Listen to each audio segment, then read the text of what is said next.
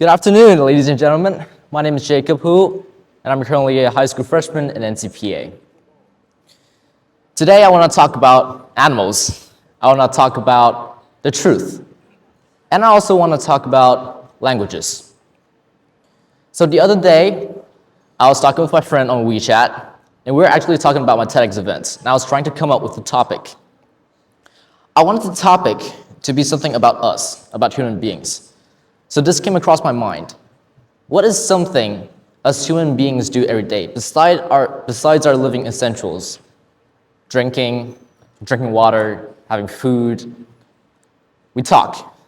And we talk basically every day. So I want to see your hands. How many of you have tried not talking for an entire day? Hands up. Okay, for those hands up, good for you, you're one of a kind.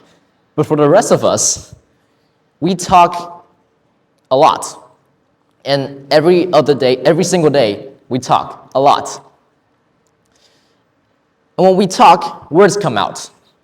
It's one of the most common ways, if not the most common way, we express our feelings, emotions, and ideas. And words, they can come out as different forms. They can come out as questions, statements, and also lies. And yes, lies. When we hear lies, we recoil, because we do think we're fundamentally honest people. But what if I told you lying isn't a human flaw? It's a gift. It's something that has been with us, even before we're human beings, before we're Homo sapiens, or even probably before we're Homo erectus. So to start lying, and to know about lying, we're going to move away from human beings, and we're going to talk about animals. Now this is Peppa, that is George. In the UK, a professor from the University of Cambridge conducted an experiment with two pigs. There's the stronger, taller, and older one called Peppa, and the other one, more subordinate one called George. Now at the start of every day, and at the start of the experiment, George was shown where the food is hidden for his dinner. Now he gets to enjoy his favorite food, jelly, spaghetti, and chocolate cake. But Peppa doesn't. She gets normal food, preferably pig food or whatever they have. Now George gets to enjoy his food, and Peppa doesn't.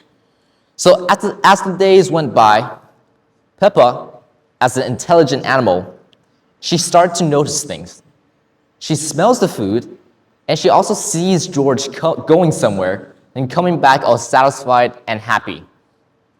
So she followed George. And when she got there, she found the food. So she kicked George out of the way and had the food for herself. Now George, naturally, he's not happy. He's in tears. He's crying. But George, he is smart. So he demonstrated a skill. And the skill being, he's going to pretend he's not interested, doesn't know where the food is. And when Peppa walks away, he's going to go and enjoy the food for himself. Does anybody know what the skill is called? What did George just show us? It's a very classic skill. Just shout out the answer. Does anybody know? Deception. Correct. Very smart. What is deception? Deception is an evolutionary tool. It can be seen in elephants, human beings, pigs, even ants. It's something within animals. But what makes us different? What makes us so special? What makes us human beings? We invent things. And we invented the ultimate tool for deception. And that tool is called languages. Languages allow us to move away from just simple deception and hiding the truth, from now creating entirely new realities. In just a snap, things that does not exist now exists. Now, evolutionary biologist Robert Trivers has argued in his work that deception and self-deception contributes and provides advantages to lies. Why is that? Because when a liar believes in his lies, it's going to be more convincing. If you believe in it, you don't give off nervous tics. and they start to believe you. Here's an example. My friend, he showed me a selfie of himself in UCLA, and it was taken with a friend. And that friend, to be honest, looks incredibly like Bronny James. For those who don't know, Bronny James is the son of LeBron James, a basketball player and quite famous. And he told me, that's Bryce James. Can you believe that? It's Bryce James. I took a selfie with Bryce James. Now, I believe that because why? He also believed that was Bryce James. He took the selfie thinking that was Bryce James, thinking that he looked like Bryce James. And he didn't show any nervous tics because he decepted himself. Now we know why we lie. We know why we lie. But we don't know what we lie about. So what do we lie about? Us being human beings, we lie about a lot of things. Some of them are about ourselves. Some about others. As human beings, we wish we are better, taller, richer, wealthier, more powerful, better partners. And lying is an attempt to bridge the gap between our insecurities. It's to turn these fantasies into realities. Now, from patterns and statistics, it shows that men lie 8 times more about themselves than they do about others. But women, on the other hand, they do lie more about others to protect them.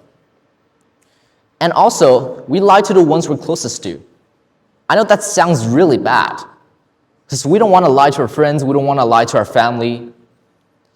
But we lie to the closest ones because we want to smooth over social frictions. We want to get over misunderstandings. We want to protect their feelings. We want to protect our self-image. Now, we know why we lie. We know how we lie.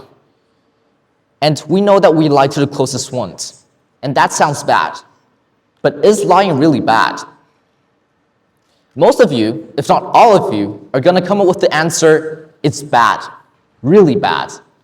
But let's be honest with ourselves. Is lying really that bad? Can it be good? Can it be good? Good.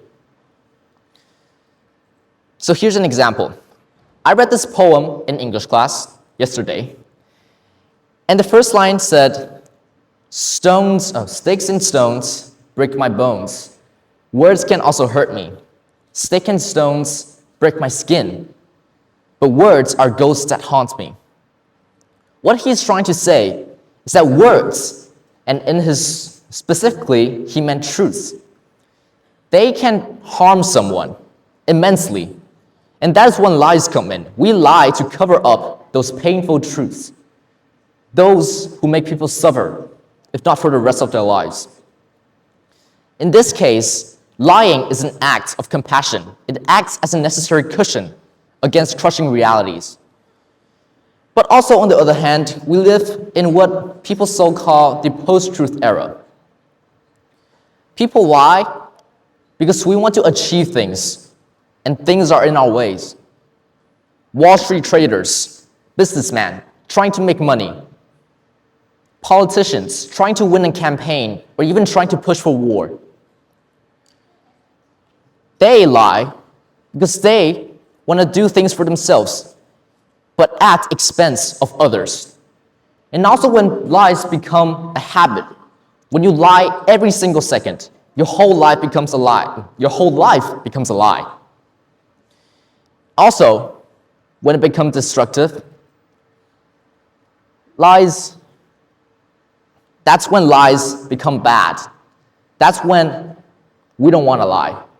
So maybe perhaps lie itself isn't bad, but it's the intention behind the lies that decides if it's good or if it's bad. Now, we don't want to be lied to, especially if it's bad. So how do we know if people are lying or not? How do we prevent ourselves from being lied to? So I'm going to teach you how to spot a liar. Now, probably every single one of you here has watched TV shows or movies, and you see agents, FBI agents, and they can spot liars in one single movement. They see someone look up, look left, touch your nose, and they know it's a liar and they arrest them. It's a pretty cool job. But unfortunately, spotting liars isn't that easy. For us, spotting lies is more than just observing a twitch. It's more of a process of active listening and critical thinking. Here's an example. I tell you guys I ate an egg this morning. But then perhaps we live on Mars and there's no such thing as eggs. And you ask me, what's an egg? And I changed my story. I changed it to, I ate a dinosaur egg. It's a new thing. It just came from Earth. But I was changing my story. It's inconsistency. And we're trying to look for inconsistencies. And when you see inconsistency, when you see someone trying to make their stories more complex, trying to add details, trying to make it more realistic, more convincing, that's when we know he's lying. And hopefully your friends don't lie to you, but next time when they do, you know what to do. So where does this leave us? Us human beings, we are born to truth, but we're also born to deceit. It's a paradox. But like any other powerful tool we have, we need to learn and wield it with wisdom and responsibility. We need to think, how are we using lies? Next time, think about it. Are you using lies as a social lubricant to smooth over, as protective shields, to smooth over things? Or are you using it as a weapon, something to harm others, to hide yourself, and to gap your fantasies from realities? Let's use our gift for deception and lying, not to create walls of deceptions, but to create bridges, build bridges for understanding. Thank you.